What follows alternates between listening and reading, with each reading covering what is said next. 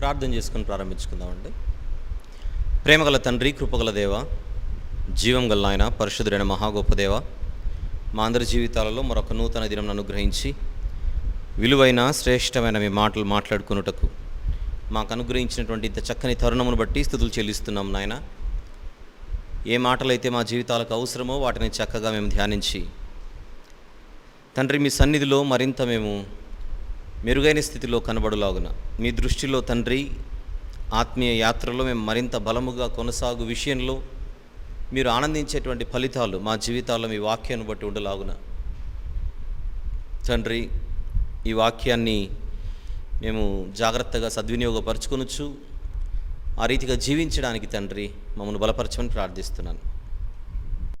ఈ రాత్రి కూడా ఈ కొద్దిసేపు ఈ వాక్య ధ్యానాన్ని ఆశీర్వదించమని, మా హృదయం అనే పలకపై మాటలు ముద్రించి కేవలం మీరు మాత్రమే మహిమ పొందమని, మా రక్షణ జీవితాన్ని మేము మరింత బలపరుచుకున్నట్టుకు సహాయం చేయమని వేడుకొనొచ్చు.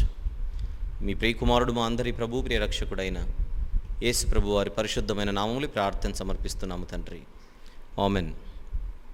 ప్రభునందు ప్రియులారా, ఫిలెమోను పత్రిక ధ్యానంలో ఈరోజు మనము 40వ సెషన్లోనికి మనము ప్రవేశిస్తున్నాం. ఒకసారి పత్రిక తీద్దాం. 25 వచనములు కలిగినటువంటి ఒకే ఒక అధ్యాయం కలిగినటువంటి పత్రికను మనము 5 ప్రధాన భాగాలుగా విభజించుకొని ప్రస్తుతం మనము 4వ ప్రధాన భాగంలో ఉన్నాం. 4వ ప్రధాన భాగం అన్నది 8వ వచనం నుండి 22వ వచనం వరకు. సుదీర్ఘమైనటువంటి ఈ 4వ ప్రధాన భాగాన్ని తిరిగి మనము 5 ఉపభాగాలుగా విభజించుకొని మాట్లాడుకుంటున్నాం. ప్రస్తుతం మనము 2వ ఉపభాగంలో ఉన్నాం. ఆ 2వ ఉపభాగం అన్నది 12వ వచనం నుండి 14వ వచనం వరకు. దీనికి ఒక చిన్న సబ్ టైటిల్ ఇచ్చాము మనము, మనవి నిమిత్తమై వివరణ, the explanation for the plea అని మనము చిన్న సబ్ టైటిల్ ఇచ్చి మనం మాట్లాడుకుంటున్నాం. ప్రస్తుతం మనము 14వ వచనంలో ఉన్నాం. ఒకసారి నేరుగా 14వ వచనాన్ని చదువుకొని ఈనాటి వివరణలోనికి ప్రవేశిద్దాం. 14వ వచనం, నీ ఉపకారము బలవంతము చేతనైనట్టు కాక స్వేచ్ఛాపూర్వకమైనదిగా ఉండవలెనని నీ సమ్మతి లేక ఏమియూ చేయుటకు నాకు ఇష్టము లేదు. మాట్లాడుతున్నది పౌలు గారు, పత్రిక వ్రాస్తున్నది ఫిలెమోను గారికి. ఆయన ఒక యజమాని. ఈ పత్రిక సిఫారసు పత్రిక అని మనం గుర్తు తెచ్చుకుంటే అది ఒనేసిము అనేటువంటి ఒక వ్యక్తి కోసం పౌలు గారు రికమెండ్ చేస్తూ రాస్తున్నటువంటి పత్రికని ఇప్పటికే మనం ఎరిగిన వారం. ప్రియులారా, ఈ 14వ వచనంలో మనం 3 వ్యక్తులను ముందుంచుకొని ఈ 3 నుండి కొన్ని పాఠాలు నేర్చుకుందాం అనే ఇంతకుముందు భాగాలలో చెప్పడం జరిగింది. అందులో ఇప్పటికే మనం ఒనేసిము అనేటువంటి వ్యక్తి దగ్గర నుంచి కొన్ని విషయాలు మనం ఆలోచన చేశాం ఈ వచనాన్ని బేస్ చేసుకొని. గత భాగంలో పర్టికులర్గా ఫిలెమోను గారిని ముందుంచుకొని మనము కొన్ని విషయాలు ఆలోచించడం జరిగింది. ఉపకారము చేయబద్ధుడై ఉన్నట్టుగా ఒక విశ్వాస అయినటువంటి ఫిలెమోను గారిని గురించి మనం మాట్లాడుకుంటూ ఆ వచనాన్ని బేస్ చేసుకొని ఆ ఉపకారం ఏమిటి అని ఇక్కడ చూస్తే, పరిచర్యకు సిద్ధంగా ఉన్నటువంటి ఒక వ్యక్తి విషయంలో ఖచ్చితంగా ఫిలెమోను గారు ఒక జ్ఞానయుక్తమైనటువంటి నిర్ణయం తీసుకోవాలని, ఒకప్పుడు దాసుడిగా ఉండి తన యొద్ద తప్పు చేసి పారిపోయిన వాడిని దేవుడు పట్టుకొని మరలా తన చెంతకు నడిపించినప్పుడు ఆ వ్యక్తిని శిక్షకు అప్పగించకుండా కేవలము తన పనికి మాత్రమే వాడుకోవడం కూడా జరగకుండా పరిచర్యలో ఒనేసిము గారు ఉండేలా అవసరమైనటువంటి చక్కని నిర్ణయాన్ని తీసుకోవలసిన అవసరత ఇప్పుడు ఫిలెమోను గారి ఎదుట ఉంది అని మనం మాట్లాడుకున్నాం. క్షమించడం మాత్రమే కాదు, పరిచర్యలో ప్రోత్సహించవలసిన అవసరం ఉందని కూడా ఈ నేపథ్యాన్ని మన మనసులో పెట్టుకొని ఆలోచించినప్పుడు మనకు కొన్ని విషయాలు అర్థమైనాయి. ప్రియులారా, ఇక ఈరోజు ఈ రాత్రి గత భాగాన్ని మీరు ఒకవేళ జ్ఞాపకము ఉంచుకొని ఇందులోనికి ప్రవేశిస్తూ ఉంటే, ఈ 3 వ్యక్తులలో ఈ రాత్రి మనము పౌలు గారిని ముందుంచుకొని ఒక మంచి సంగతిని ఆలోచించడానికి సిద్ధపడుతున్నాం. ప్రారంభిద్దాం. ఫిలెమోను పత్రిక ధ్యానంలో 40వ సెషన్ మనం ప్రారంభించుకుంటున్నాం. పౌలు గారు వ్రాస్తున్నదే ఆయన. ఈ 14వ వచనంలో ఇంతకుముందు ఒనేసిము గారిని ముందుంచుకొని మనం మాట్లాడుకున్నదేంటి? దేవుడు ఒనేసిము గారికి ఒక అవకాశం ఇచ్చాడు మారడానికి. ఆ అవకాశాన్ని ఆయన చక్కగా వినియోగించుకున్నాడు. కేవలం ఒక ఒనేసిము అనేటువంటి వ్యక్తికి మాత్రమే కాదు, పాపము చేసే ప్రతి వ్యక్తికి దేవుడు అలాంటి అవకాశం ఇస్తూ ఉంటాడు. అందులో మీరు నేను మనమందరం ఉన్నాం. దేవుడిచ్చేటువంటి అవకాశాలను లేదా ఆయన అనుగ్రహాన్ని మనం వినియోగించుకుంటున్నామా లేదా ఒకసారి పరిశీలించుకుందాం. ఒనేసీము వలె మనము వినియోగించుకుంటున్నామో లేదో జాగ్రత్తగా మనల్ని మనం పరీక్షించుకుందామని ఒనేసీము గారిని ముందుంచుకొని మనం మాట్లాడుకున్న మాట. ఇక గత భాగంలో ఫిలేమోను గారి విషయానికి వస్తే, ఫిలేమోను గారికి కూడా ఒక పరీక్ష. ఒనేసీముకి ఎలాగైతే పరీక్షనో వినియోగించుకుంటాడా వినియోగించుకోడా అన్నటువంటి పరీక్ష ఎలాగైతే ఒనేసీము ఎదుట ఉందో దేవుని యొద్ద నుండి, ఫిలేమోను గారి ఎదుట కూడా ఒక పరీక్ష ఉంది అని మనం చూసాం. ఏంటది? పరిచర్య విషయంలో ఉపకారము చేసేటువంటి అవకాశం కంటే ముందు ఫిలేమోను గారికి దేవుడిచ్చినటువంటి స్థితి. పరిచర్య విషయంలో ఒక వ్యక్తిని క్షమించి ప్రోత్సహించేటువంటి ఒక స్థితిని ఫిలేమోనుకిచ్చి, ఆ స్థితిని చక్కగా వినియోగించుకుంటాడా లేదా అని ఇప్పుడు తన కళ్ళ ముందు ఒక పరీక్షను పెడుతున్నాడు దేవుడు. ఆ పత్రికను మొత్తం చదివితే పరిశుద్ధుల విషయంలో, విశ్వాసుల విషయంలో ఫిలేమోను గారికి ఉన్నటువంటి కమిట్మెంట్ని మనం అర్థం చేసుకోగలిగితే ఖచ్చితంగా ఒనేసీము విషయంలో దేవుడు పెట్టేటువంటి పరీక్షల్లో ఫిలేమోను గారు నెగ్గి ఉంటారని మనము విశ్వసించగలిగాం. అయితే ఈ రాత్రి మరొక ప్రాముఖ్యమైన సంగతిలోనికి మనం ప్రవేశిస్తున్నాం. అదే అపోస్తలుడైన పౌలు గారిని ముందుంచుకొని. కొంపదీసి ఇక్కడ పౌలు గారికి కూడా ఏమైనా పరీక్ష ఉందా అని ఆలోచన చేయగలిగితే, చాలా సున్నితంగా సూక్ష్మ పరిశీలన ఈ వచనాన్ని మనం చేయగలిగితే, ఇక్కడ పౌలు గారి ముందు కూడా ఒక చిన్న పరీక్ష ఉంది. మనం అది చిన్నది అనుకుంటే చిన్నది, పెద్దది అనుకుంటే పెద్దది, కానీ మొత్తానికి అది పరీక్ష. పౌలు గారికి ఈ పత్రికలో దేవుని యొద్ద నుండి ఎలా పరీక్ష ఎదురైంది, ఈ పత్రికలోని నేపథ్యం విషయంలో అని మనం ఆలోచిస్తే, దాసుడైనటువంటి ఒనేసీము ఒక మంచి మనిషికి అన్యాయం చేసి వచ్చాడు ఇక్కడికి. ఒకవేళ ఇంతకుముందు భాగాల్లో చెప్పాను, కొంతమంది క్రూరత్వానికి బలైపోతూ ఉంటారు యజమానుల దగ్గర. వారి క్రూరత్వాన్ని భరించలేక పారిపోయే వాళ్ళు ఉంటారు. ఆ కేసులు వేరు. కానీ ఈ పర్టిక్యులర్ కేసు వేరు. ఒనేసీము అన్న ఆయన ఫిలేమోను గారు పెడుతున్న టార్చర్ని తట్టుకోలేక పారిపోయినవాడు కాదు. ఒనేసీము అన్నటువంటి మనిషి ఫిలేమోను గారు పెట్టినటువంటి టార్చర్కో లేకపోతే క్రూరత్వానికో, ఆ క్రూయాలిటీని భరించలేక పారిపోయినవాడు కాదు. ఇక్కడ యజమానుడి తప్పు లేదు, దాసుని తప్పు ఉంది. అలా తప్పు చేసి వచ్చినటువంటి ఈ ఒనేసీమును దగ్గరకు తీసుకొని మంచి మాటలు చెప్పి, దేవుని మాటలు చెప్పి మార్చాడు, బాగానే ఉంది. కానీ మార్చినంత మాత్రాన ఒనేసీము విషయంలో పౌలు గారికి ఉన్నటువంటి రైట్స్ ఎంతవరకు ఉన్నాయి, ఇది మనం ఆలోచన చేయాలి. మార్చిండొచ్చు. ఒనేసీము గారి మార్పుకు దేవుడు వాడుకున్న సాధనం పౌలు గారే, నో డౌట్. కానీ ఆయన జీవిస్తున్నటువంటి సామాజిక పరిస్థితుల మధ్య చట్ట ప్రకారంగా, లీగల్గా పౌలు గారికి ఒనేసీము గారి మీద ఉన్నటువంటి హక్కులేంటి, ఆ హక్కులకు ఉన్నటువంటి పరిమితి ఏంటి, ఆ హక్కులకు ఉన్నటువంటి పరిధి ఏంటి? ఎంత దేవుని సేవకుడైనా పౌలు గారు, ఎంత దైవజనుడైనా, ఆయనకు కూడా ఈ భూమి మీద బ్రతుకుతున్నంత వరకు తానున్నటువంటి ప్రాంతముపై లేదా తానున్నటువంటి ప్రాంతములో ఉన్నటువంటి ప్రభుత్వం విషయంలో కొన్ని సందర్భాలలో ఆయన కూడా తలదించాలి, తప్పదు. ఏం చెప్పాలనుకుంటున్నాను ఇంతకు నేను, దాని విషయమే ఇప్పుడు జాగ్రత్తగా మాట్లాడుకుందాం. పౌలు గారి ముందు ఇప్పుడు 3 సవాళ్ళు ఉన్నాయి. 3. ఈ 3 సవాళ్లకు పౌలు గారు జాగ్రత్తగా ఆన్సర్ చేయాలి. ఈ 3 విషయంలో పౌలు గారు ఎక్కడ ఫెయిల్ అయినా కూడా కనీసం కొంతలో కొంత తాను దోషిగా నిలబడే అవకాశం ఉంది. అదంతా కూడా దేనికి ముడిపడి ఉందనుకుంటున్నారు? ఒనేసీము విషయానికి ముడిపడి ఉంది. ఒనేసీమును పంపడమా పంపకపోవడమా తిరిగి ఫిలేమోను గారి యొద్దకు? ఒకవేళ పంపకపోతే పౌలు గారు ఎదుర్కొనబోయే పరిస్థితులేంటి, ఆనాటి స్థితిగతులేంటి, ఆనాటి పరిస్థితులేంటి? జాగ్రత్తగా ఆలోచిస్తే ఈ 3 విషయాల్లో మొదటి విషయం, ఆయన ఉంటున్నది రోమా ప్రభుత్వ పాలనలో అన్న సంగతి మనం మర్చిపోకూడదు. రోమా చట్ట పరిధిలో, రోమా చట్ట పరిధిలో ఉన్నటువంటి ఒక పౌరుడు ఆయన. ఒకవైపు దేవుని సేవకుడే, మరొక వైపు రోమా సామ్రాజ్యపు పౌరుడు. అలాంటప్పుడు ఈ సివిల్ గవర్నమెంట్ ఏ ప్రభుత్వం అయితే అక్కడ నడుస్తుందో ఆ ప్రభుత్వ చట్టాలపై, ఆ ప్రభుత్వ విధి విధానాలపై ఒక దేవుని సేవకుడిగా పౌలు గారికి ఒక మంచి అవగాహన ఉన్న వ్యక్తే. పౌలు గారి జీవితాన్ని మనం ఆలోచిస్తే కొన్ని సందర్భాల్లో ఆయన లా పాయింట్స్ ఎత్తి మాట్లాడుతూ ఉంటాడు. తన సువార్త ప్రయాణాలలో కూడా చట్టంపై ఒక మంచి అవగాహన కలిగినటువంటి వ్యక్తిగా పౌలు గారిని మనం చూస్తూ ఉంటాం.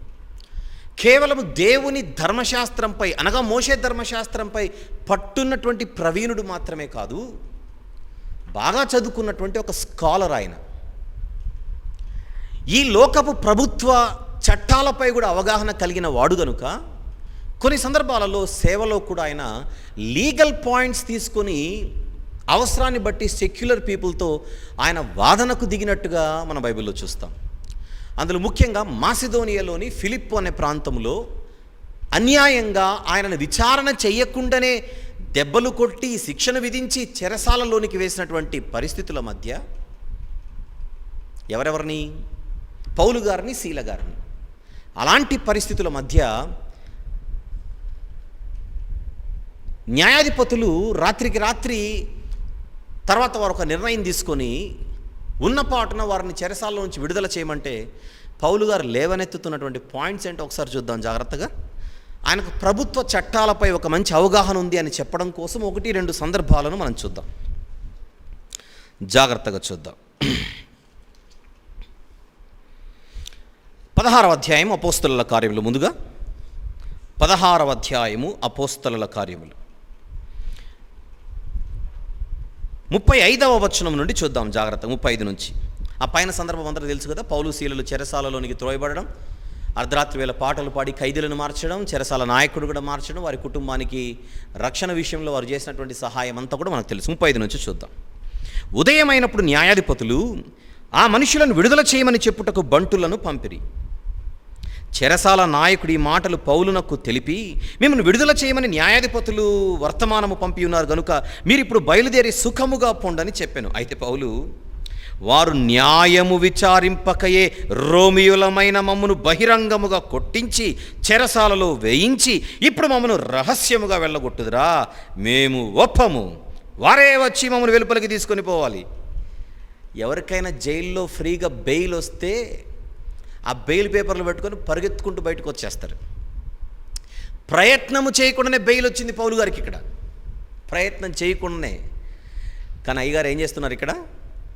నేను ఒక రోమన్ సిటిజన్, నేను ఒక రోమియుడైనటువంటి నేను కానీ, రోమియులమైనటువంటి మమ్మును కానీ విచారణ చేయకుండా శిక్ష విధించి దెబ్బలు కొట్టి బహిరంగంగా అవమానపరిచి లోపలికి పంపి ఇప్పుడు ఎవరికి తెలియకుండా రహస్యంగా సీక్రెట్గా పంపించేస్తారు. నా న్యాయాధిపతులే మా దగ్గరకు వచ్చి చెయ్యి పట్టుకొని తీసుకొని వెళ్ళాలి బయటికి.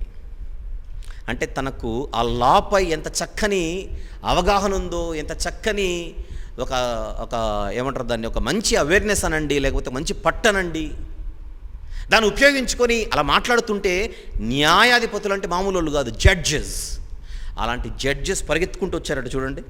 ఆ బంటులు ఈ మాటలు న్యాయాధిపతులకు తెలుపగా వీరు రోమీయులని వారు విని భయపడి వచ్చి, జడ్జెస్ భయపడి, న్యాయాధిపతులు భయపడి వచ్చి వారిని బతిమాలుకొని వెలుపలికి తీసుకొని పోయి పట్టణము విడిచిపోండని వారిని వేడుకొనిరి.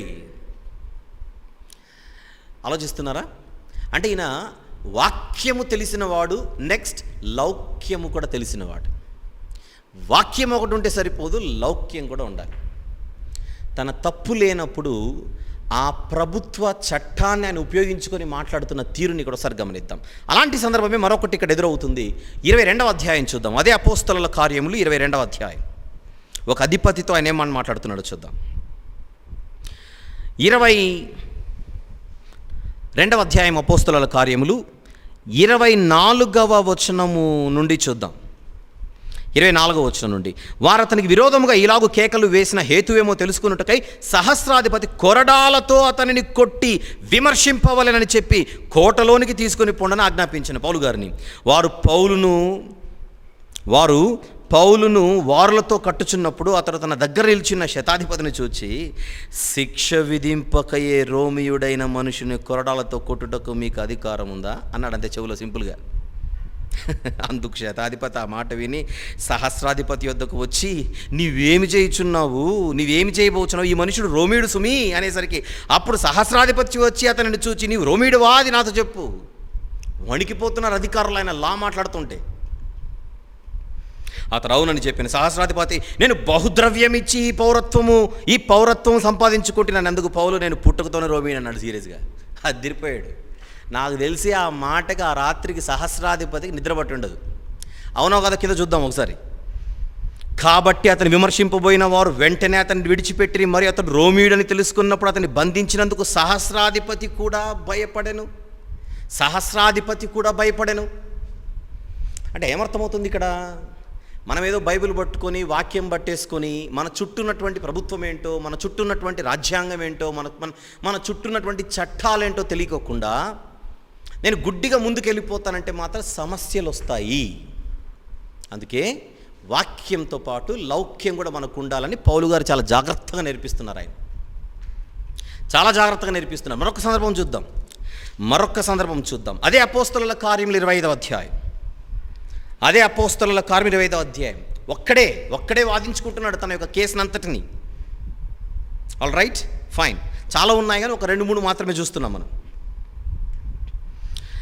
యూదులు వచ్చి ఫేస్తో అనేటువంటి రోమన్ గవర్నర్ దగ్గరకు వచ్చి, పౌలును మాకు అప్పగించేయండి అని అడుగుతున్నారు వాళ్ళు సీరియస్గా. పౌలును మాకు అప్పగించేస్తే మేము చూసుకుంటామంటున్నారు. దేనికి? అతని ప్రాణాలు తీయడానికి. దానంతటిని ఎరిగినటువంటి పౌలు గారు ఏం మాట్లాడుతున్నాడో చూద్దాం. 8వ వచనం నుంచి చూద్దాం. అందుకు పౌలు, యూదుల ధర్మశాస్త్రమును గూర్చి కానీ, దేవాలయమును గూర్చి కానీ, కైసరును గూర్చి కానీ నేను ఎంత మాత్రమును తప్పిదము చేయలేదని సమాధానం చెప్పాను. అయితే ఫేస్తు యూదుల చేత మంచివాడని అనిపించుకొనవలెనని యెరూషలేమునకు వచ్చి అక్కడ నా ఎదురు ఈ సంగతులను గురించి విమర్శింపబడటం నీకు ఇష్టం. యెరూషలేముకి వస్తావా నాతో పాటు? అక్కడికి వెళ్దాం. అక్కడ మాట్లాడితే కైసరయ్యలో ఉన్నారు. కైసరయ్య నుంచి యెరూషలేముకు తీసుకొని వస్తే మార్గ మధ్యంలోనే పౌలు గారిని లేపేయాలని ప్లాన్. అది యూదుల కుట్ర. క్వశ్చన్ పేపర్ లీక్ అయి పౌలు గారికి దీన్ని ఎలా డీల్ చేయాలో అలా డీల్ చేస్తున్నాడు ఆయన. అయితే ఫేస్తు యూదుల చేత మంచివాడని అనిపించుకొనవలెనని యెరూషలేమునకు వచ్చి అక్కడ నా ఎదుట ఈ సంగతులను గురించి విమర్శింపబడటం నీకు ఇష్టమా అని పౌలుని అడిగాను. అందుకు పౌలు, కైసరు న్యాయపీఠం ఎదుట నిలబడి ఉన్నాను. అంటే రోమన్ గవర్నర్ ఎదుట నిలబడ్డం అంటే కైసరు న్యాయపీఠం ఎదుట నిలబడినట్టే. నేను విమర్శింపబడవలసిన స్థలం ఇదే. యూదులకు నేను అన్యాయం ఏమీ చేయలేదని తమరికి బాగుగా తెలియను. నేను న్యాయము తప్పి మరణమునకు తగినదేమైనాను చేసిన ఎడల మరణమునకు వెనుక తీయను. ఒక నిజంగా తప్పులు చేసింటే చంపేయండి, నో ప్రాబ్లం నాకు. వీరు నా మీద మోపుచున్న నేరములలో ఏదియు నిజము కాని ఎడల నన్ను వారికి అప్పగించుటకు ఎవరి తరము కాదన్నాడు. ఆ మాట చూడండి, ఎవరి తరము కాదు. నో. ఎలా అప్పగిస్తారు నన్ను? ఎలా అప్పగిస్తారు? యెరూషలేంకి వెళ్తా. యెరూషలేంకి ఎందుకు వెళ్ళాలి? నేను ఎందుకు వెళ్ళాలి? ఏముంది అక్కడ? తీర్పు ఇవ్వాలన్నా, తీర్పు ఇవ్వకూడదన్నా, శిక్ష విధించాలన్నా, శిక్ష విధించకూడదన్నా యెరూషలేంలో మించిన వాళ్ళు యెరూషలేంలో ఎవరు లేరు. మీరే రోమన్ గవర్నర్, మీరే అధిపతి, ఈ ప్రాంతానికి మీరే అధికారి, కైసరు నియమించినటువంటి అధికారి మీరు. ఎందుకు వెళ్ళాలి యెరూషలేంకి? తప్పు చేయకుండా నాకు శిక్ష విధిస్తానంటే ఆ శిక్ష నాకు ఏ చట్ట ప్రకారం, ఏ సెక్షన్ ప్రకారం వస్తుందో నేను చూస్తాను. ఎంత స్ట్రాంగ్ ఉన్నాడు చూడండి పాయింట్. అది ఎవరి తరమో కాదు. నెక్స్ట్ మాట, కైసరు ఎదుటనే చెప్పుకుంది. ఇక్కడ కాదంటే నేను చక్రవర్తి దగ్గరికి వెళ్ళిపోతాను. చక్రవర్తి ఎక్కడున్నాడు? రోమ్ అన్న ప్రాంతంలో ఉన్నాడు. రోమ్లో ఉన్నాడు. కొంచెం జియోగ్రఫికల్ అవేర్నెస్ కోసం ఒక చిన్న మ్యాప్ చూద్దాం. బైబిల్ ఉన్న వాళ్ళు తెరచి ప్రకటన గ్రంథం అయిన తర్వాత బ్లాక్ అండ్ వైట్ ఉన్నటువంటి మ్యాప్స్ ఏవైతే ఉన్నాయో, కలర్ మ్యాప్స్ కూడా చాలా వస్తున్నాయి కదా ఈ మధ్యలో. బ్లాక్ అండ్ వైట్ ఉన్నటువంటి మ్యాప్స్ ఏవైతే ఉన్నాయో, నాలుగు మ్యాప్స్ ఉంటాయి ప్రకటన గ్రంథం అయిన తర్వాత. చివరి మ్యాప్కి ఒకసారి రండి. అపోస్తలుడైన పౌలు ప్రయాణము చేసిన ప్రదేశంలో ఒక మ్యాప్ ఉంటుంది. ఒక మ్యాప్ ఉంటుంది. హారిజాంటల్గా బైబిల్ అలా తిప్పి పట్టుకోండి. కుడివైపున క్రింద మీకు అరేబియా కనపడుతుంది. అరేబియాకు పైన యెరూషలేం కనపడుతుంది. యెరూషలేముకు పైనే కైసరయ్య అని కనపడుతుంది. చూడండి జాగ్రత్తగా. యెరూషలేముకు పైన కైసరయ్య ఉంది. ఇప్పుడు అక్కడ ఉన్నారు పౌలు గారు. ఆ కైసరయ్యలోనే రోమా అధిపతి. ఒకప్పుడు పిలాత్ ఎలాగైతే గవర్నరో, తర్వాత ఫేలిక్స్ వచ్చాడు, ఇక్కడ ఫేస్తు కనపడుతున్నాడు. ఈ ఫేస్తు అనేటువంటి ఈ గవర్నర్ పౌలు గారిని కైసరయ్య నుండి యెరూషలేముకి వస్తావా అని అడుగుతున్నాడు కిందనే.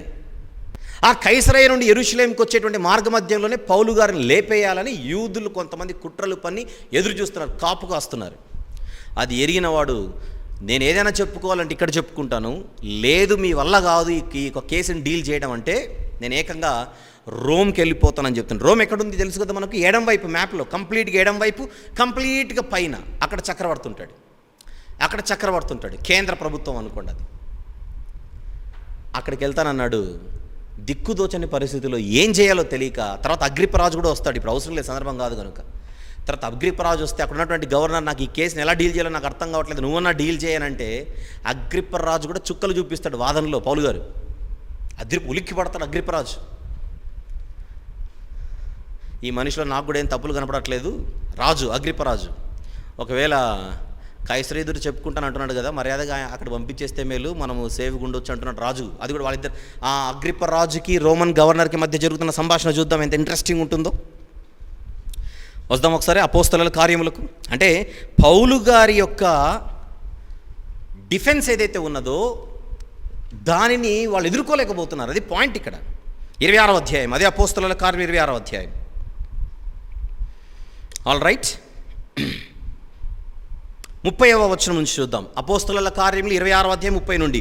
అంతటా రాజును అధిపతియు బెర్నీకేయు వారితో కూడా కూర్చుండిన వారును లేచి అవతలికి పోయి, ఈ మనుష్యుడు మరణమునకైనను బంధకములకైనను తగినదేమీ చేయలేదని తమలో తాము మాట్లాడుకునిది.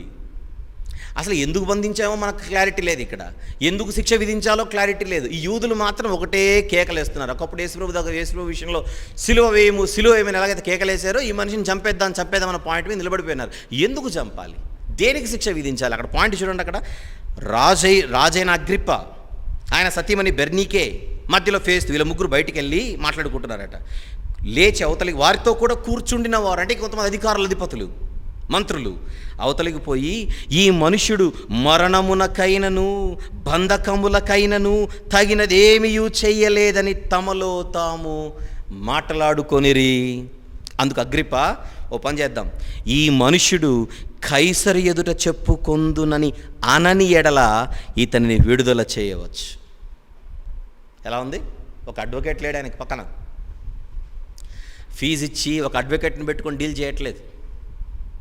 యూదులతో మాట్లాడుతున్నాడు ఆయన, గవర్నర్లతో మాట్లాడుతున్నాడు ఆయన, రాజులతో మాట్లాడుతున్నాడు ఆయన. లౌకిక చట్టంపై ఆయనకి ఎంత అవగాహన ఉంటే రాజులు సైతం ఏం చేయాలో దిక్కుతోచని పరిస్థితుల్లోకి వెళ్ళిపోతున్నారని అంటే, దైవజనుడు అన్నవాడు చక్కని అవగాహన కలిగిన వాడై ఉండాలి. కొన్ని సందర్భాలలో మనం పెరిగిన వాతావరణాన్ని బట్టి, మనం పెరిగిన సమాజాన్ని బట్టి, మనం పెరిగినటువంటి పరిస్థితులను బట్టి, మనం పెరిగిన ప్రాంతాన్ని బట్టి, మనకు వెనకాల ఉన్నటువంటి చదువును బట్టి, ఇలాంటివి ఎన్నో కారణాలను బట్టి కొన్ని సందర్భాలలో మనకు ఉండవలసినంత అవగాహన ఉండకపోవచ్చు. ఒకప్పుడు బాగా చదువుకొని ఉండకపోవచ్చు, ఆల్ రైట్. కానీ ఒకప్పుడు నేను చదువుకోలేదు కనుక ఇప్పుడేదో తెలిసినంత మాత్రం నేను చెప్పుకుంటూ వెళ్ళిపోతాను అనేది రైట్, సేఫ్ సైడ్, ఇది బాగానే ఉంటుంది. కానీ అవగాహన పెంచుకునేటువంటి అవకాశం ఉన్నప్పుడు పెంచుకోవడం అనేది ఖచ్చితంగా ధర్మం. మారుతున్నటువంటి పరిస్థితుల మధ్య కొనసాగుతున్నటువంటి మనము మన సేవ యుక్తమైనదిగా ఉండాలి అని అంటే ఖచ్చితంగా జాగ్రత్తతో కూడుకున్నటువంటి సేవ. అనవసరమైన కొని తెచ్చుకునే కష్టాలు, మనం కొన్ని సందర్భాల్లో కష్టాలను కొని తెచ్చుకొని దానికి దేవుని పేరు తగిలిస్తుంటాం. కొని తెచ్చుకునేటువంటి కష్టాలకు దేవుని పేరు తగిలిస్తే ఎలా? అందుచేత మనం కూడా మనం ఉన్నటువంటి సామాజిక స్థితిగతులపై మనం అవగాహన పెంచుకోవాలి. అసలు మీరు అందుకే వీలైతే పౌలు గారి ప్రయాణాలని నేను చెప్పి ఉంటాను. అపోస్తలుడైన పౌలు గారు ప్రయాణం చేసిన ప్రయాణాలు వీలైతే ఇప్పుడు వాట్సాప్ గ్రూప్స్లో అది పెట్టమని చెబుతాను నేను నెక్స్ట్ వీక్ నుంచి. కానీ అవి ఖచ్చితంగా వినండి. అందులో పౌలు గారి యొక్క సెన్సిబిలిటీ మనం చాలా జాగ్రత్తగా చూస్తాం. ఆయన క్రైస్తవుల మధ్య వాక్యం చెప్పేటప్పుడు ఒక విధానాన్ని, ప్యూర్ అన్యజనుల మధ్య చెప్పేటప్పుడు ఒక విధానాన్ని, ఆయన ఎన్నుకుని మాట్లాడుతున్న తీరు నిజంగా అమోఘం. పిసిదియలోని అంత్యోకయలో మాట్లాడేటప్పుడు తన కళ్ళ ముందు ఉన్నటువంటి ఆడియన్స్ని బట్టి వాక్యం చెప్తుంటాడు. అదే ఎథెన్స్ ప్రాంతానికి వచ్చినప్పుడు ఆ ప్రాంతం యొక్క పరిస్థితి భయంకరమైనటువంటి స్థితిలో ఉండగా తన ఆత్మ పరితాపం పట్టుకోలేక అక్కడ నిలబడి వాక్యం చెబితే ఆయన ఎత్తుకున్నటువంటి సబ్జెక్ట్, దాన్ని డీల్ చేసినటువంటి విధానం వేరు. కనుక పల్స్ తెలియాలి.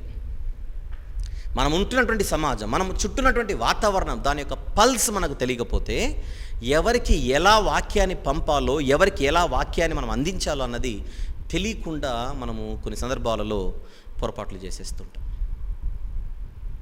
దేవునికి చరిత్రలో ఆయన కోసం పనిచేసిన సేవకులందరూ కూడా దీనులే అయినా, సాత్వికులే అయినా, వారు చుట్టూన్నటువంటి సమాజం యొక్క స్థితిని బాగా అవగాహన కల్పించుకొని పనిచేసిన వారు. చదువుకున్నవారు ఉన్నారు సేవకుల్లో, పెద్దగా చదువు లేనివారు ఉన్నారు. కానీ అటు చదువు లేనివారైనా చదువుకున్నవారైనా కూడా వారు సమయోచితంగా వారు సేవ చేసినట్టుగా, గుడ్డిగా ముందుకు వెళ్ళిపోయినట్టుగా మనకు అనిపించదు. సమయోచితంగా వారు సేవ చేసినట్టుగా మన కంటికి కనబడుతుంది. బాగా చదువుకున్న వాళ్ళలో మోషే గారు ఐగుప్తు సకల విద్యల యందు ప్రవీణుడట, బాగా చదువుకున్నాడు. ఒక దానియేలు గారు సకల శాస్త్ర ప్రవీణుడట. ఒక శద్రకు, మేషాకు, అబేద్నెగోలు బాగా చదువుకున్న వాళ్ళు. వీళ్ళందరూ కూడా అంటే బాగా చదువుకున్నటువంటి హై ప్రొఫైల్ దేవుని సేవకులు వీళ్ళు. మరి ఆమోస్ గారు పెద్దగా ఏం చదువుకోలేదు. ఆయన ఒక చిన్న గొర్రెల కాపరి. మన కొత్త నిబంధనలో కనిపించేటువంటి అపోస్తలులు చేపలు పట్టేటువంటి జాలరులు. అలాంటి వారు మనుషులను పట్టే జాలరులుగా ఎదిగిన తర్వాత వాళ్ళు చేసినటువంటి పరిచర్య కూడా చాలా సమయోచితంగా కనబడుతూ ఉంటుంది. కనుక వాక్యంతో పాటు లౌక్యం కూడా జాగ్రత్తగా ఎరిగి పని చేసినట్టుగా వీళ్ళందరినీ చూస్తే మనకు అర్థమవుతూ ఉంటుంది. ఆల్ రైట్, ఇప్పుడు మనం ఫిలెమోను పత్రిక మాట్లాడుకుంటున్నాం. ఫిలెమోను పత్రికల్లో ఒనేసిము అనేటువంటి వ్యక్తి ఒక యజమానుడి చెంత ఉండి అక్కడ తప్పు చేసి అన్యాయం చేసి పారిపోయి వచ్చాడు.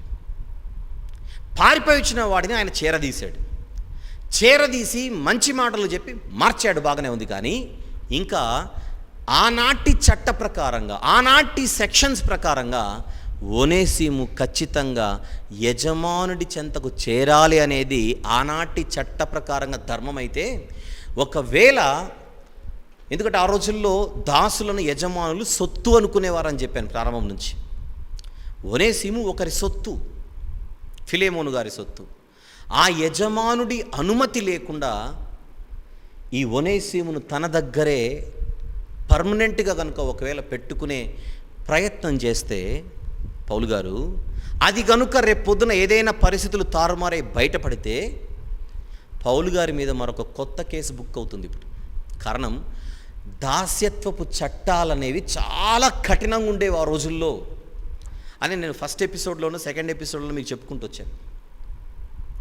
బిగినింగ్ ఎపిసోడ్స్లో రోమా సామ్రాజ్యంలో బానిసత్వపు చట్టాలు చాలా కఠినంగా ఉండేవి. ఒక దాసుడు తప్పు చేసి తర్వాత దొరికితే ఆ యజమానుడు చంపొచ్చు, ప్రభుత్వం ఏమనదు. అంత కఠినమైనటువంటి శిక్షా స్మృతులు ఉన్నటువంటి ఆ రోజుల్లో ఒకరి సొత్తుగా భావించబడుతున్న, ఒకరి సొత్తుగా ఈవెన్ చట్ట ప్రకారం కూడా పరిగణించబడుతున్నటువంటి ఒక వ్యక్తిని తన దగ్గరే ఉంచుకొని ఆ యజమానుడి సమ్మతి లేకుండా, ఆ యజమానుడి అనుమతి లేకుండా తన దగ్గర ఉంచుకోవడం అనేది, రేపు పౌలు గారు దీని లైట్కి కనుక తీసుకుంటే ఖచ్చితంగా దాని యొక్క పర్యవసానాలు తప్పకుండా ఎదుర్కోవాల్సినటువంటి పరిస్థితి ఆయనకు ఉంది. అక్కడ ఫిలెమోను పత్రిక చదివేటప్పుడు ప్యారలల్గా ఆ యొక్క పరిస్థితిని, ఆ యొక్క సోషల్ కండిషన్ని మన మనసులో పెట్టుకోకపోతే అన్ని విషయాలు మనకు అర్థం కావు. అందుకే ఒక వచనాన్ని మనం డీల్ చేసేటప్పుడు అన్ని కోణాలలో మనం ఎందుకు ఆలోచిస్తున్నాము అని అంటే మనకు పిక్చర్ అనేది కరెక్ట్గా అర్థం కావాలి కదా. అందరికీ నీతులు చెప్పుకుంటూ ఆయన మాత్రం పాటించకపోతే తర్వాత అది ఎలా ఎదురవుతుంది అనేది అది వేరే ఇష్యూ. కాకపోతే ఈయన ఖచ్చితంగా ఆ చట్టానికి లోబడవలసినటువంటి పరిస్థితి ఉంది, ఖచ్చితంగా లోబడవలసినటువంటి పరిస్థితి ఉంది. అంటే క్రైస్తవులు గుర్తుపెట్టుకుందాం, పౌలు గారు ఒనేసిముని ఫిలెమోను యొద్దకు పంపడంలో ఉన్నటువంటి 10 అంటే 1 అని కాదు, ఇక్కడ 10-20 కారణాలలో ఒక కారణమే ఖచ్చితంగా ఆయనకు హక్కు లేదు, ఒనేసిమును తన యొద్ద ఉంచుకోవడానికి ఆయనకు రైట్స్ లేవు. ఈ రాత్రి అది మనం మాట్లాడుకుంటున్నాం. అంటే ఆనాటి ప్రభుత్వానికి ఆయన తలదించి ఉండాలన్నమాట. మరొక పాయింట్ ఇక్కడ లాస్ట్ టైం కూడా చెప్పాను. ఒకవైపు చట్టాన్ని మనసులో ఉంచుకునే ఆయన ప్రవర్తించాలి. కానీ ఈరోజు కనుక మరి ఇక్కడ నేను ముందుకెళ్తాను వివరణలో. ఇంతకుముందు భాగాల్లో చెప్పాను, మరలా చెప్తున్నాను. ఈరోజు మన కళ్ళు ముందు కూడా ఎవరైనా ఒక యజమాని దగ్గర నుంచి పారిపోయి మన చేతికి దొరికితే మనం ఏం చేయాలి అన్న ప్రశ్నకి ఇంతకుముందు భాగాల్లో చెప్పాను. మనం కూడా వారిని చక్కగా చెప్పి మరీ వాళ్ళని వదిలేయడం అనేది కొన్ని సందర్భాలలో మూర్ఖత్వం అవుతుంది. ఎందుకంటే ఈ సమాజంలో భయంకరమైనటువంటి నేరాలు జరుగుతున్నాయి. మనం ఉన్నటువంటి సమాజంలో, మనం ఉన్నటువంటి దేశంలో కూడా ఒక క్రూరాతి క్రూరమైనటువంటి యజమానిని బానిసపు సంఖ్యలను వదిలించుకొని పారిపోయినటువంటి ఒక బాలుండి కానీ లేదా ఒక బాలికను కానీ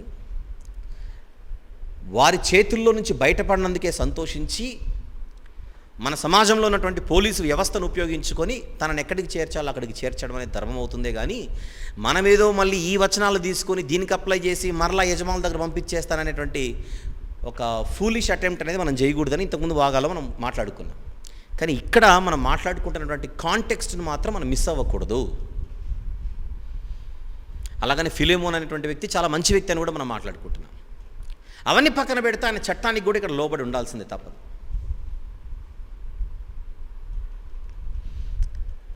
ఇప్పుడు క్రైస్తవులుగా ఈ పాయింట్ మీదనే మనం ఫోకస్ చేస్తూ ఇంకొంచెం మనం అడుగులు ముందుకు వేస్తే, అసలు బైబిల్ అన్నది మనందరి చేతికి దేవుడిచ్చినటువంటి గ్రంథం, దేవుని రాజ్యాంగం లోక ప్రభుత్వాలకు మనల్ని లోబడమని చెప్పిందా లేదా అనే ప్రశ్న ఇక్కడ వేస్తున్నాను నేను.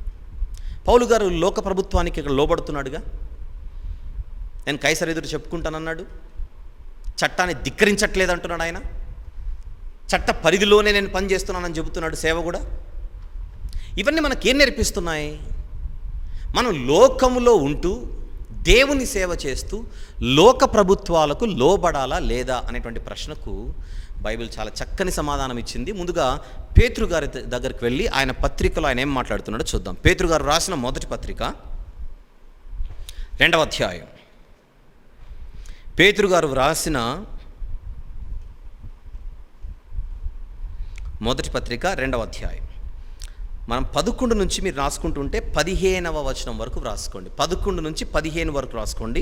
అన్ని చదువుకుంటూ వద్దాం. ప్రియులారా, మీరు పరదేశులను యాత్రికులనై ఉన్నారు కనుక ఆత్మకు విరోధముగా పోరాడు శరీరాశలను విసర్జించి అన్యజనులు మిమ్మల్ని ఏ విషయంలో దుర్మార్గులని దూషింతురో ఆ విషయంలో వారు మీ సత్క్రియలను చూచి వాటిని బట్టి దర్శన దినమున దేవుని మహిమపరచునట్లు వారి మధ్యను మంచి ప్రవర్తన గల వారే ఉండవలెనని మిమ్మల్ని బతిమాలు కొనుచున్నాను. అంటే పేతురు గారు ఏ క్రైస్తవులకైతే ఈ పత్రిక వ్రాస్తున్నాడో, ఎవరికి రాస్తున్నాడు ఈ పత్రిక? 1వ అధ్యాయం 2వ వచనం.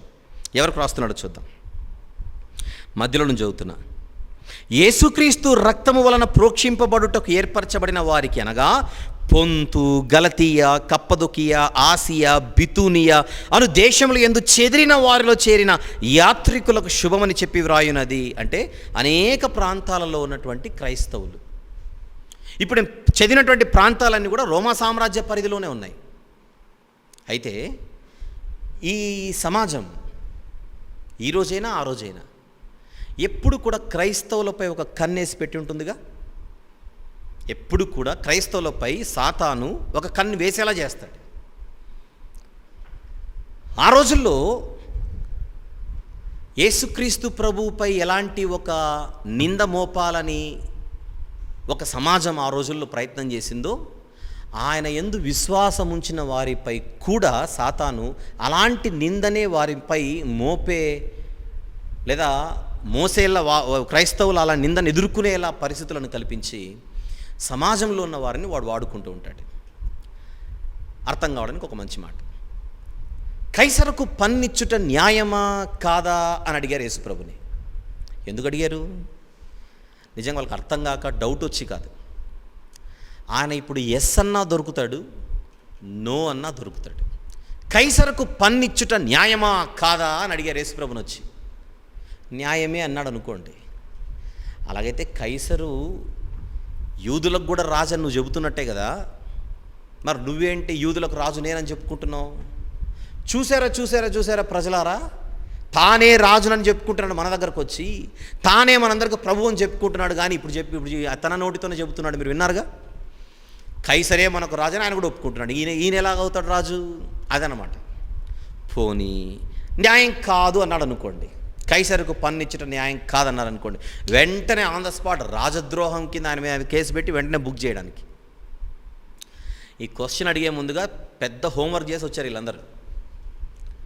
కానీ యేసుప్రభు మాత్రం వాళ్ళ మనసు ఏంటో, వారి స్థితి ఏంటో అన్నీ ఎరిగినవాడు కనుక ఒక నాణ్యమును చూపించమని చెప్పి, ఈ నాణ్యమిపై ఉన్న బొమ్మ ఎవరిదని అడిగాడు. కైసరుది అన్నారు సీరియస్గా. అలాగైతే కైసరికి ఇవ్వండి, దేవునివి దేవునికి ఇవ్వండి. వాళ్ళ హోంవర్క్లో, వాళ్ళ ప్లాన్లో, వాళ్ళ స్కెచ్లో ఈ ఆన్సర్ లేదు. లేకుంటే దీన్ని కూడా ప్రిపేర్ అయ్యి వచ్చేవాళ్ళు. వీళ్ళు ఎప్పుడు కూడా అనుకున్నది ఎప్పుడు ఆయన దగ్గర నుంచి ఆన్సర్ రాలేదు. అబ్బో, కోర్ కమిటీ మీటింగ్లు వేసుకొని ఇన్ని, అది ఒక చెస్లో ఎలాగైతే ఇప్పుడు ఈ ఏమంటారు దాన్ని, పాన్స్ అంటారా, దాన్ని ఇక్కడ వేస్తే నెక్స్ట్ అతనేం వేస్తాడు స్టెప్, నేను ఇది వేస్తే అతనేం వేస్తాడు, అలాగైతే స్కెచ్ చేస్తారు చెస్లో. యేసుప్రభు దగ్గరకు వచ్చి క్వశ్చన్లు అడిగే ముందు ప్రతిసారి వాళ్ళు అలానే చేసేవాళ్ళు.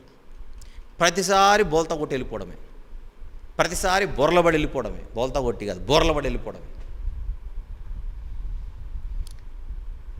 ఇక్కడ మనం క్యాచ్ చేయాల్సిన పాయింట్ ఏంటి?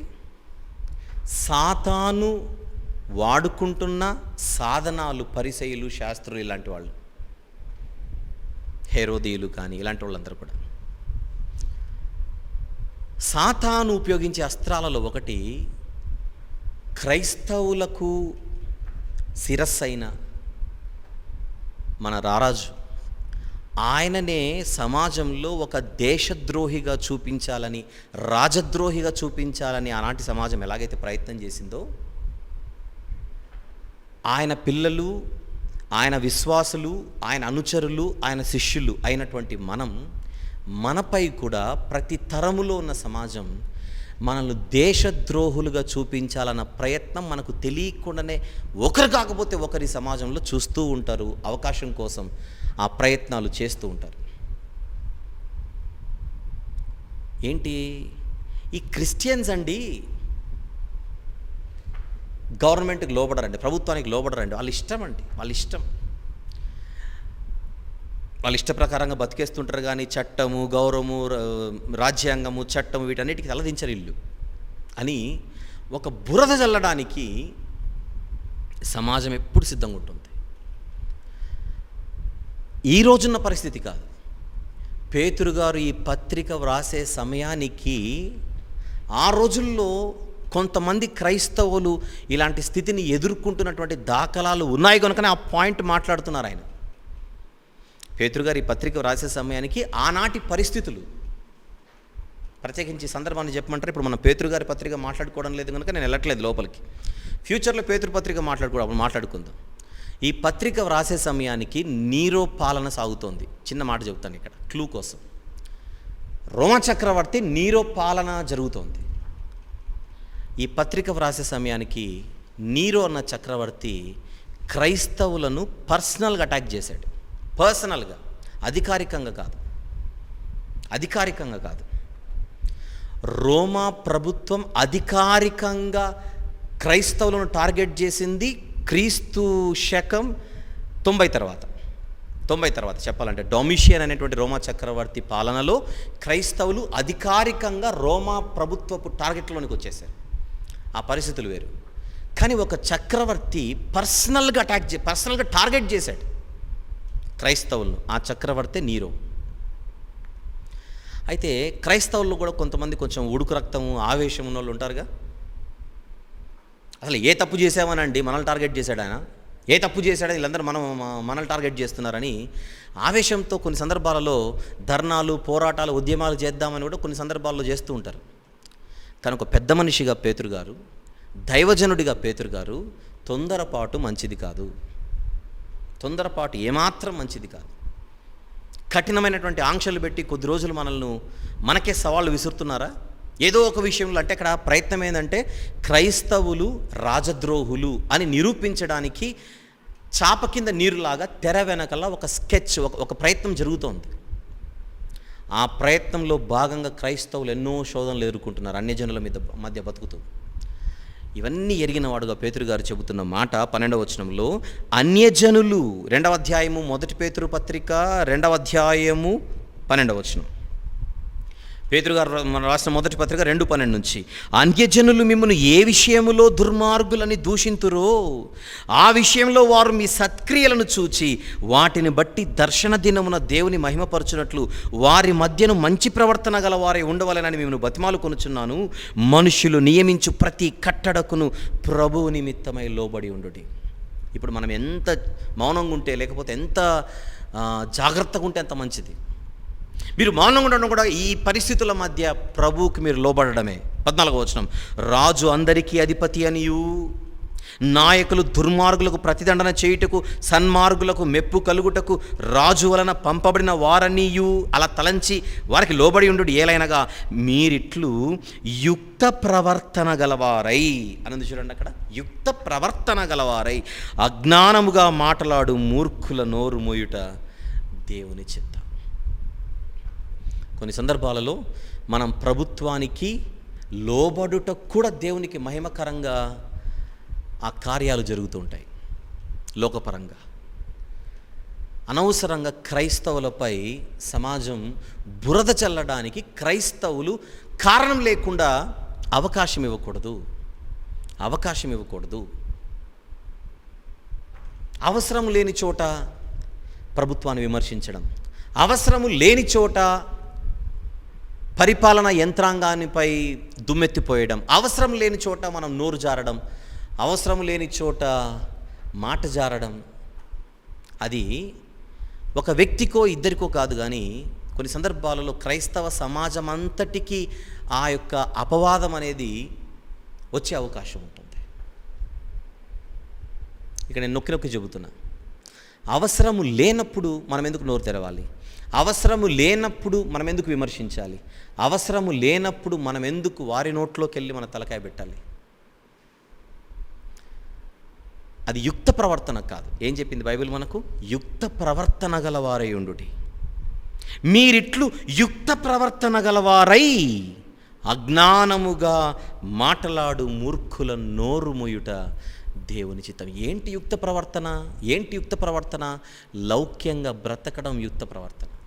పాముల వలె వివేకులను, పావురముల వలె నిష్కపటులునై ఉండుడి, అది చెప్పిన మాట. మనుషుల విషయమై జాగ్రత్తగా ఉండుడి. తోడేళ్ల మధ్యకు గొర్రెలను పంపుచున్నట్టు నేను మిమ్మల్ని మనుషుల మధ్యకు పంపుచున్నాను. వారు క్రూరమైన వారు. అలాంటి వారి మధ్య మీరు వివేకం అనేది కోల్పోతే కష్టాలనే వస్తాయి. జాగ్రత్త. అంతేనా? కష్టాలనే వస్తాయి. అనవసరంగా మనం నోరు పారేసుకోవడం అనేది, తన నోటిని కాచుకునేవాడు తన్ను కాపాడుకున్నాడు. కనుక చాలా జాగ్రత్తగా ఉండాలి క్రైస్తవులు సమాజంలో బతికేటప్పుడు. కారణం, మనం ఎప్పుడు కూడా సాతాను యొక్క టార్గెట్లో ఉంటాం. వాడు అదును కోసం, ఎప్పుడు అవకాశం కోసం వాడు ఎదురు చూస్తూ ఉంటాడు. అవకాశము దొరికిందంటే అస్సలు మిస్ చేసుకోడు. ఎవరో ఒకరిని సమాజంలో తన సాధనంగా వాడుకొని ఒక క్రైస్తవ సమాజం అంతటికీ ఒక భయంకరమైనటువంటి నింద వచ్చేలా వాడు ఒకరిని బట్టో, ఇద్దరిని బట్టో, 10 మందిని బట్టో అలాంటి వాతావరణాన్ని సృష్టించిన తర్వాత క్రైస్తవులందరూ కూడా అలాంటి పరిస్థితిని, తమకు ప్రమేయం లేకున్నా ఒకరి తప్పో ఇద్దరు తప్పో వలన అందరూ కూడా ఆ యొక్క పరిస్థితిని ఎదుర్కోవాల్సినటువంటి పరిస్థితి ఏర్పడుతుంది. కనుక క్రైస్తవులు అందరూ కూడా జాగ్రత్తగా ఉండాలి అనేది పాయింట్ ఇక్కడ.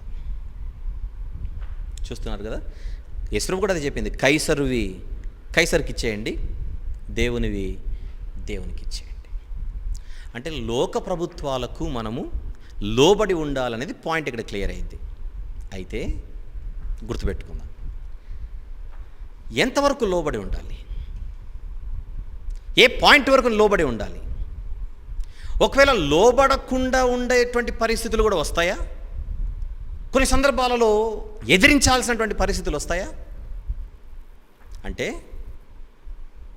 ఖచ్చితంగా వస్తాయి. ఏంటి ఆ పరిస్థితి? గొంతు మీద కత్తి పెట్టి నువ్వు నమ్ముకున్న యేసుక్రీస్తుని వదిలేసుకో అన్నారనుకోండి, కొయ్యాలనుకుంటే కొయ్యి, కానీ ఆయన మాత్రం విడిచిపెట్టను. అలాంటి పాయింట్ వస్తుంది.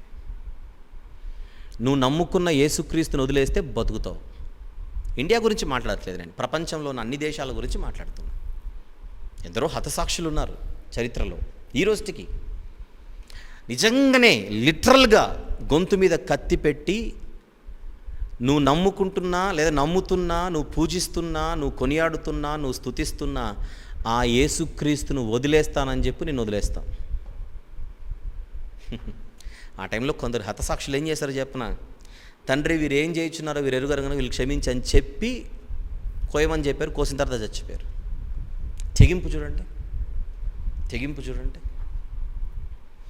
ఒకానొక సందర్భంలో ఆమె పెద్ద టైం కూడా కాలేదు, నాకు తెలిసి ఇది జరిగి ఒక 8 సంవత్సరాలు అయినట్టుంది నాకు తెలిసి. ఒక 7-8 సంవత్సరాల క్రిందట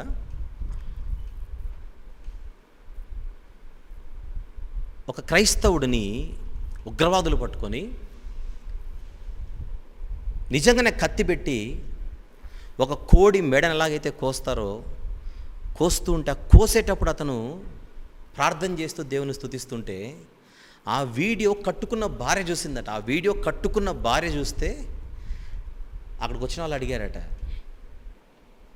ఏమనుకుంటున్నారు అని. అడగకూడదు కానీ అడిగారు. అప్పుడు ఆవిడ చెప్పింది, నా భర్త నా ప్రభు కోసం ప్రాణాలు అర్పించాడు, గర్వంగా ఫీల్ అవుతున్నానని ఆవిడ. చూసారా ఎట్లా ఉంది పరిస్థితి? ఉగ్రవాదులు కావచ్చు, కొన్ని సందర్భాల్లో ప్రభుత్వమే కావచ్చు. అలాంటి టైంలో, అలాంటి పరిస్థితిలో నా ప్రాణం పోయిన ఆయనను విడిచిపెట్టను, నా ప్రాణం పోయిన ఆయన గురించి చెప్పడం మానను, నా ప్రాణం పోయిన ఆయనకు ప్రార్థించడం మానను. బబులోను ప్రాంతంలో వీళ్ళకి అలాగనే ఎదురైంది పరిస్థితి. దానియేలు గారికి కానీ, షడ్రక్ మేషాక్ అబేద్నెగోలకు కానీ ఇలాంటి పరిస్థితులు ఎదురయ్యాయి. అలాంటప్పుడు వాళ్ళు ఎదిరించారు. అది నా పాయింట్ ఇక్కడ. ఎదిరించడం అంటే డి అంటే డి, సై అంటే సై కాదు. నువ్వు ప్రాణాలు తీయాలనుకుంటే తీ, ఐఎమ్ రెడీ టు డై.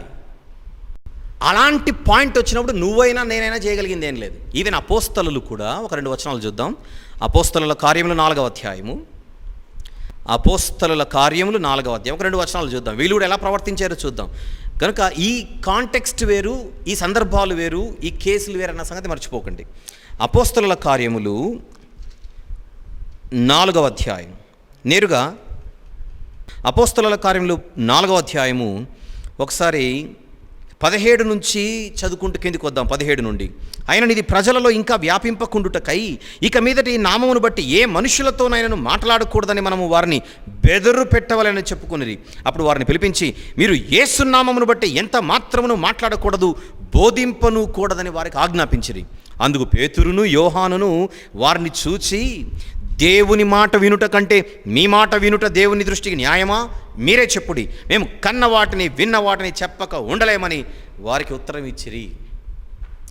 ఆయన పేరు మీరు ఎవరి పేరైతే వాడుతున్నారో నజరేయుడైనటువంటి యేసు, ఆ పేరు ఎత్తడానికి కూడా వీలేదన్నట్టుగా ఆంక్షలు పెడుతుంటే చావనైనా చేస్తాం కానీ ఆ పని మాత్రం చేయమంటున్నారు. ఇక్కడ గమనిస్తున్నారా? ఒక అధికారం, అది ఒక అధికారుల మాటలకు వాళ్ళు ఇస్తున్నటువంటి జవాబులు ఏంటో చూడండి ఒకసారి. అలాగే 5వ అధ్యాయము, అదే అపోస్తలుల కార్యములు 5వ అధ్యాయము 28-29 వచనములు కూడా చూద్దాం. 28-29, ప్రధాన యాజకుడు వారిని చూచి, మీరు ఈ నామమును బట్టి బోధింపకూడదని మేము మీకు ఖండితంగా ఆజ్ఞాపించలేదా? ఇక్కడ మాట్లాడుతుంది రోమీలు కాకపోయినా, రోమా ప్రభుత్వ ప్రతినిధులు కాకపోయినా, అల్టిమేట్గా యూదులకు అధిపతులు వీళ్ళందరూ కూడా, యూద అధికారులు వీళ్ళందరూ కూడా. ప్రధాన యాజకుడు వారిని చూచి, మీరు ఈ నామమును బట్టి బోధింపకూడదని మేము మీకు ఖండితంగా ఆజ్ఞాపించలేదా? ఇదిగో మీరు యెరూషలేమును మీ బోధతో నింపి ఈ మనిషిని హత్య మా మీదికి తేవాలని ఉద్దేశించున్నారని చెప్పినందుకు పేతురును అపోస్తలులను, మనుష్యులకు కాదు దేవునికే మేము లోబడవలెను. ఆలోచిస్తున్నారా? కనుక మనం ఎక్కడ తలదించాలి, ఎక్కడ మనము ప్రాణాలు అర్పించడానికైనా సిద్ధపడాలి అనేటువంటి విషయం అన్నది మనకు క్లారిటీ ఉండాలి. అనవసరంగా మనం నోర్లు జారి అవసరం లేని చోట మనము ఆవేశాలకు పోయి మనము ఒక క్రైస్తవ సమాజం అంతటికి కష్టాలు తీసుకొని రాకుండా, రేపొద్దున అలాంటి పరిస్థితులే కనుక ఎదురైతే, ఎటువంటి పరిస్థితుల్లో మీరు యేసుక్రీస్తు అనేటువంటి పేరు ఎత్తకూడదు, యేసుక్రీస్తు అనేటువంటి పేరు ఎత్తి మీరు బోధించకూడదు, యేసుక్రీస్తు అనేటువంటి పేరు మీరు ఎత్తి రేపొద్దున మీరు బతకూడదని అంటే మాత్రం ఖచ్చితంగా బ్రతకకూడదంటే యేసుక్రీస్తు అనేటువంటి పేరు మీరు ఎటువంటి పరిస్థితుల్లో ఎత్తకుండా ఈ యొక్క సమాజంలో మీరు బతకాలి అనే పరిస్థితి కనుక ఏర్పరిస్తే, మీరు చంపుతానంటే చంపండి, నో ప్రాబ్లం, కానీ ఆయన్ని మాత్రం విడిచిపెట్టేది లేదు అన్న ఒక తెగింపు అనేది క్రైస్తవులకు అనేది ఉండాలి. కనుక ఎక్కడ మనం తెగించాలి, ఎక్కడ తలదించాలి అన్న క్లారిటీ మనకు ఉండడం అన్నది యుక్త ప్రవర్తన గలవారమై సమాజంలో మనం జీవించడం, చెప్పాలంటే దేవుడు అది నా చిత్తం అని చెబుతున్నాడు. యుక్త ప్రవర్తన గలవారై మీరు సమాజంలో పనిచేయటం అనేది దేవుని చిత్తం అని మనం గమనిస్తున్నాం. అందుచేత ప్రియులారా, పైపెచ్చు కొన్ని సందర్భాలలో మనం చక్కగా సేవ చేయాలన్నా మన పైనటువంటి లోకపరమైనటువంటి చట్టం లేదా మన పైనటువంటి లోకపరమైనటువంటి పాలకులు ఎవరైతే ఉన్నారో వారు కూడా జ్ఞానంగా చక్కగా పాలన అనేది సాగించాలని వారి కోసం కూడా మనం ప్రార్థన చేయాలి. అలానే ఉంది బైబిల్లో. మనము జాగ్రత్తగా సుఖంగా మనం దేవుని పనిలో ఉండాలి అని అంటే వారి కోసం మనం ప్రార్థన చేయాలి. అదే కదా తిమోతి గారికి రాసిన పత్రికలో చెబుతున్నది. మొదటి పత్రిక 2వ అధ్యాయము మొదటి నుంచి, తిమోతి గారికి వ్రాయబడినటువంటి మొదటి పత్రిక 2వ అధ్యాయం ప్రారంభం నుంచి, మనం సంపూర్ణ భక్తియు మాన్యతయు కలిగి నెమ్మదిగాను సుఖముగాను బ్రతుకు నిమిత్తం. మరలా మనము సంపూర్ణ భక్తియు మాన్యతయు కలిగి నెమ్మదిగాను సుఖముగాను బ్రతుకు నిమిత్తం అంటే మనం చక్కగా భక్తిలో ఎటువంటి ఇబ్బంది లేకుండా మనం ముందుకు వెళ్ళాలంటే అన్నిటికంటే ముఖ్యంగా మనుషులందరి కొరకును, రాజుల కొరకును, అధికారులందరి కొరకును విజ్ఞాపనములను, ప్రార్థనలను, యాచనలను, కృతజ్ఞతాస్తుతులను చేయవలెనని హెచ్చరించుచున్నాను. మనం ఏ సమాజంలో బ్రతుకుతున్నామో ఆ సమాజంలో మనకు లోకపరమైనటువంటి అధిపతులు ఉంటారు, లోకపరమైనటువంటి అధికారులు ఉంటారు. అలాంటి వారి యొక్క పాలన, అలాంటి వారు తీసుకునేటువంటి నిర్ణయాలు ఇవన్నీ కూడా ప్రత్యక్షంగానో పరోక్షంగానో మనపై ప్రభావం చూపుతూ ఉంటాయి. అందుచేత ఆ ప్రభావం అనేది కేవలం మన వ్యక్తిగత జీవితాల మీదకే కాదు, మన పరిచర్య మీద కూడా కొన్ని సందర్భాలు ఆ ప్రభావం అనేది పడుతుంది. అందుచేత వారికి మంచి ఆలోచనలు ఉండాలని, వారు మంచి నిర్ణయాలు తీసుకోవాలని, అందరికీ ఆమోదయోగ్యమైనటువంటి నిర్ణయాలు తీసుకొని ఎటువంటి ఇబ్బంది లేకుండా చక్కగా మనం సుఖంగా మన భక్తి జీవితంలో కొనసాగాలంటే వారి యొక్క ప్రభావం మన మీద పాజిటివ్ యాంగిల్లో ఉండాలని వారి కోసం మనం ప్రార్థన చేయమని బైబిల్ చెబుతోంది. అందుచేత వారిని ధిక్కరించి, వారిని ఎదిరించి నేను ఏదో చేస్తాను అనుకోవడం అనేది కొన్ని సందర్భాలలో మూర్ఖత్వం అవుతుంది. ఇందాక మనం మాట్లాడుకున్నట్టుగా బైబిల్లోనే కొన్ని సందర్భాలు పై ఉన్నటువంటి అధికారాన్ని ఎదిరించినట్టుగా క్రైస్తవ లోకాన్ని మనం చూస్తున్నాం. ఆ సందర్భాలు ఏంటో మనం గమనించాలి. ఎక్కడ తలదించాలో చెప్పబడుతున్నటువంటి సందర్భాలు ఏవైతే ఉన్నాయో అవి కూడా మనము జాగ్రత్తగా పరిశీలించగలగాలి. మనం మాట్లాడుకుంటుంది ఫిలెమోను పత్రిక. ఆ ఫిలెమోను పత్రికలో పౌలు గారు ఒనేసిము అనేటువంటి ఈ వ్యక్తిని తన యజమానుడి చెంతకు పంపడానికి గల కారణం ఏంటి అని మనం పరిశీలిస్తే అక్కడ కనబడుతున్నటువంటి కారణాలలో ఒక కారణమే, ఆయన రోమా ప్రభుత్వ చట్టం కింద ఉన్నప్పుడు ఒకరి సొత్తుగా పరిగణించబడుతున్నటువంటి ఈ దాసుడిని పర్మనెంట్గా ఆయన అనుమతి లేకోకుండా తన దగ్గర ఉంచుకోవడం అనేది ఏమాత్రం చట్ట పరిధిలోనికి రాదు. తద్వారా ఆయన అనవసరంగా నేరస్తుడు అవుతాడు. తద్వారా కేవలం చట్ట పరిధిలోనే కాదు కానీ సువార్త పరిచర్యలో కూడా ఎన్నో సమస్యలు ఎదుర్కోవాల్సిన పరిస్థితులు ఏర్పడతాయి. గనుక పౌలు గారు చాలా జాగ్రత్తగా ఈ విషయంలో తాను ఎంత మాత్రము దోషిగా కనబడకుండా జాగ్రత్తలు తీసుకుంటూ ఒనేసిము గారిని మరలా ఫిలెమోను గారి చెంతకు పంపిస్తున్నాడు. మనం ఇక్కడ గమనించవలసింది, ఆయన రోమా చట్టాన్ని కూడా ఒకవైపు గౌరవిస్తూ ఆయన తీసుకున్నటువంటి ఒక నిర్ణయం ఇది అని మాట్లాడుకుంటున్నాం. మొత్తం 3 విషయాలు పౌలు గారి దగ్గర ఆయన కళ్ళెత్తిన 3 సవాళ్ళు ఉన్నాయని చెప్పాను కదా. అందులో ఒకటి, రోమా చట్టానికి ఆయన దోషిగా దొరకడానికి ఇక్కడ ఆస్కారం అనేది ఆయన ఇవ్వకూడదు. ఆ విషయంలో ఆయన ఖచ్చితంగా పాస్ అవుతున్నాడు, ఆ విషయంలో ఖచ్చితంగా జాగ్రత్త తీసుకుంటున్నాడు. మరి తన పరిధిలో ఉన్నటువంటి విషయాన్ని తానే జాగ్రత్తగా డీల్ చేసుకోగలుగుతున్నాడు. మనం కూడా క్రైస్తవులుగా పౌలు గారి వలె ఈనాటి ఈ సమాజంలో బతుకుతున్నప్పుడు మనం బ్రతుకుతున్నటువంటి దేశం, ఇప్పుడు ఈ మాటలు కేవలం ఈ దేశంలోనే కాకుండా వేరే దేశాల నుంచి కూడా వింటూ ఉండొచ్చు. మీరు ఏ దేశంలో అయితే ఉన్నారో, పోనీ ఏ రాష్ట్రంలో అయితే ఉన్నారో ఆ రాష్ట్ర ప్రభుత్వం కానీ ఆ దేశ ప్రభుత్వం కానీ మనకిచ్చినటువంటి పరిధి ఏంటి, ఆ పరిధిని దాటి మనము ముందుకెళ్లకుండా ఉన్న పరిధిలోనే భయము భక్తి కలిగి దేవుని పరిచర్య చేయడానికి మనం ముందుకెళ్ళాలి.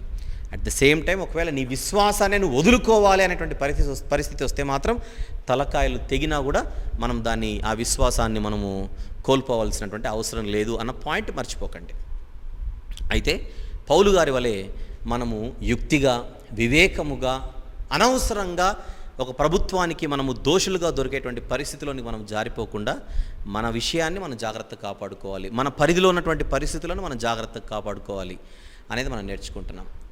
కానీ ఒకటి గుర్తుపెట్టుకుందాం, లోక చట్టానికే ఇంత జాగ్రత్తగా తలదించమని చెబుతున్న వాక్యం మనందరికీ నిత్యాధికారి, సర్వాధికారి అయినటువంటి ప్రభు యేసుక్రీస్తు వారి అధికారం కింద మనం బ్రతుకుతున్నప్పుడు ఆయనకు మరింత ఎక్కువగా భయభక్తులు కలిగి మనం లోబడవలేను కదా.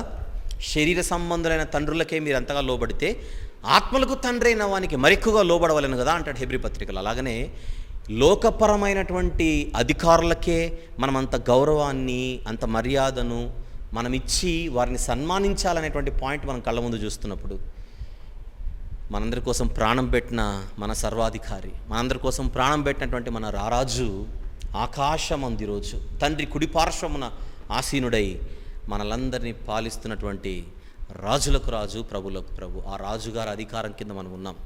అలాంటప్పుడు ఒకసారి 2 సార్లు కాదు కానీ ప్రతి క్షణం ఆయన అధికారానికి మనం లోబడి ఈ భూమి మీద బ్రతకవలసినటువంటి అవసరం ఉందని దయచేసి మనం మర్చిపోకుండా జాగ్రత్త పడదాం.